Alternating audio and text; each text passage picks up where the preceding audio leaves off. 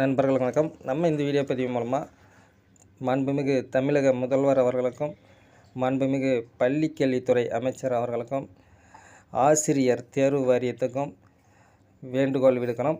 இடைநிலை ஆசிரியர் காலி பணியிடங்களை அதிகரிக்க வேண்டி தாழ்மையுடன் பணிவன்புடன் கேட்டுக்கொள்கிறோம். பார்த்திங்கன்னா, நேற்று முந்தைய தினத்தில் தொலைக்காட்சியில் பேட்டி கொடுத்துருக்கிறார். என்ன அப்படின்னு பார்த்தீங்கன்னா, பள்ளிக்கல்வித்துறை அமைச்சர் ஒரு செய்தியை குறிப்பிட்டிருக்கிறார்.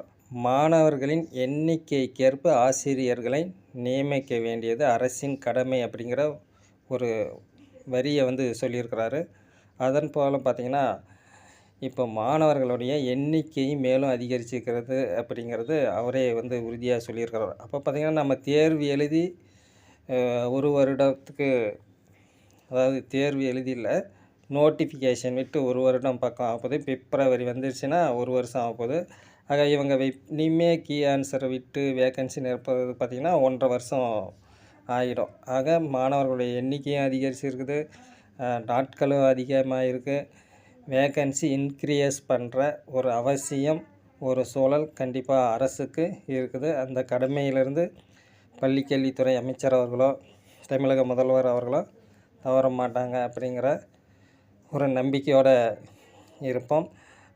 பணியிடம் கூடுதலாக, அதாவது முழுமையாக இருக்கின்ற காலி பணியிடங்களை நிரப்ப வேண்டி இந்த வீடியோ பதிவு மூலமாக தாழ்மையுடன் தமிழக அரசை கேட்டுக்கிறோம். 12 ஆண்டு காலமாக இடைநிலை ஆசிரியர் பணியிடம் நிரப்பப்படவில்லை அப்படிங்கிற ஒரு செய்தியை பள்ளிக்கல்வித்துறை அமைச்சர் அதை குறிப்பிட்டு கூறியிருக்கிறார். சரிங்களா? ஆக 2768 பணியிடம் என்பது மிக மிக சொற்ப எண்ணிக்கையில் இருக்குது அப்படிங்கிறது எல்லோருடைய ஒரு கருத்தாக இருக்குது. தமிழுக்கு முக்கியத்துவம் கொடுக்கின்ற பள்ளிக்கல்வித்துறை அமைச்சரோ அல்லது தமிழக முதல்வர், இந்த அரசு தமிழுக்கு மிக மிக முக்கியத்துவம் கொடுக்குது. அதுபோல் பார்த்திங்கன்னா, தொடக்க கல்வி தான் அடிப்படை.